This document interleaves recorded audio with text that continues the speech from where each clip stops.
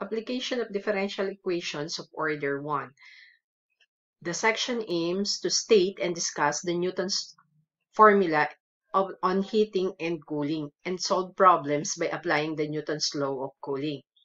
The application of a certain first-order linear differential equation called the heating and cooling equation, which can be used as a predictor of temperature.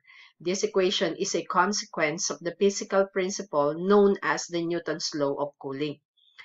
Newton's law of cooling states that the rate of change of the temperature of a cooling body is proportional to the difference between the temperature of the body and the constant temperature of the medium surrounding the body. Okay. Let T denote the temperature of the body.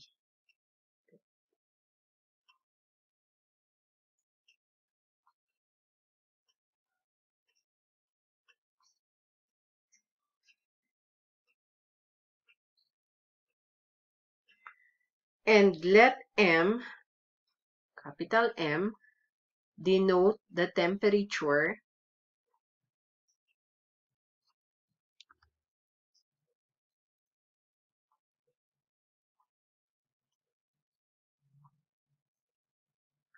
of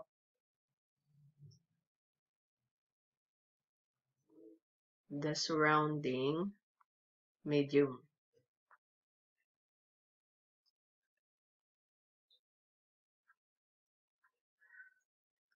Then the time rate of change of the temperature of the body is the derivative of T with respect to T.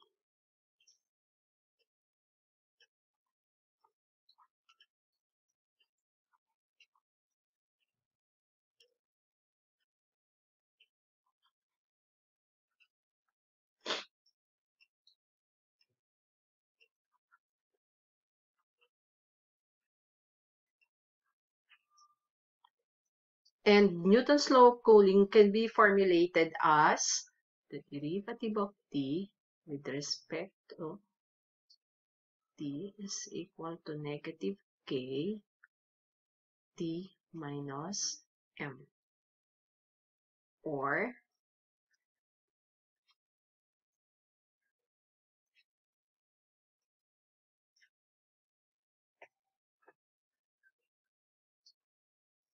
okay, now where K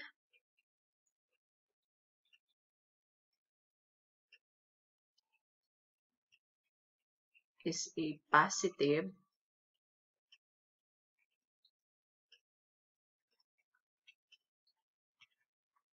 constant of proportionality.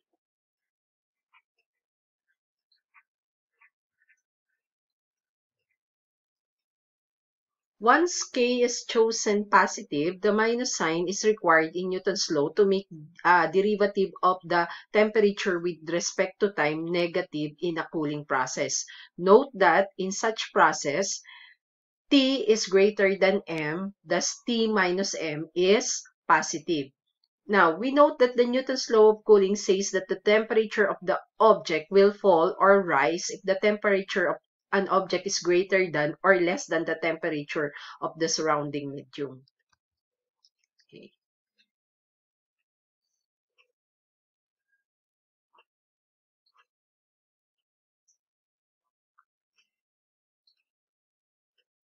This one.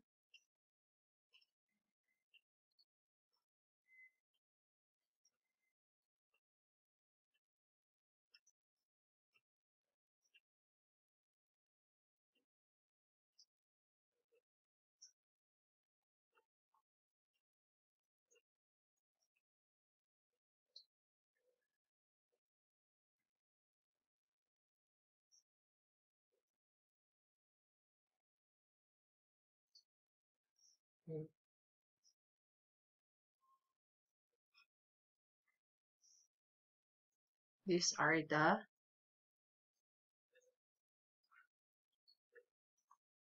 medium temperature constant.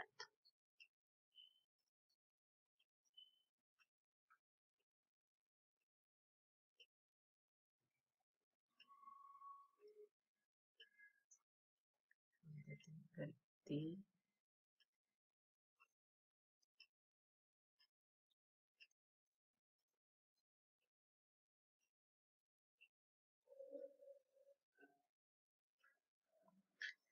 Okay, we note that the Newton's law of cooling says the temperature of the object will rise if the temperature of an object is greater than or less than the temperature of the surrounding medium. Okay, now consider an object that has an initial temperature of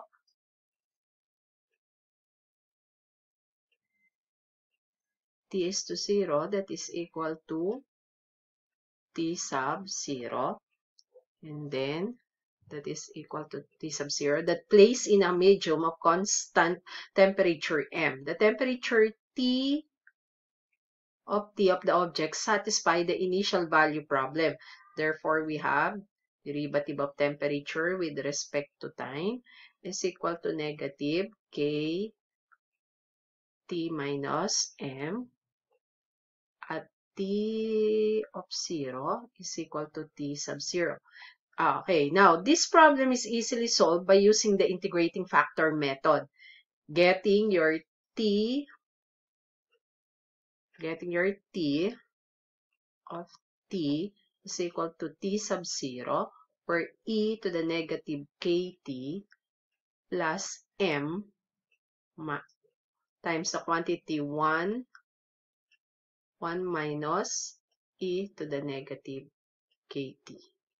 Okay, note that the temperature of that object T changes exponentially from the initial temperature T sub 0 of the object to the limiting temperature M.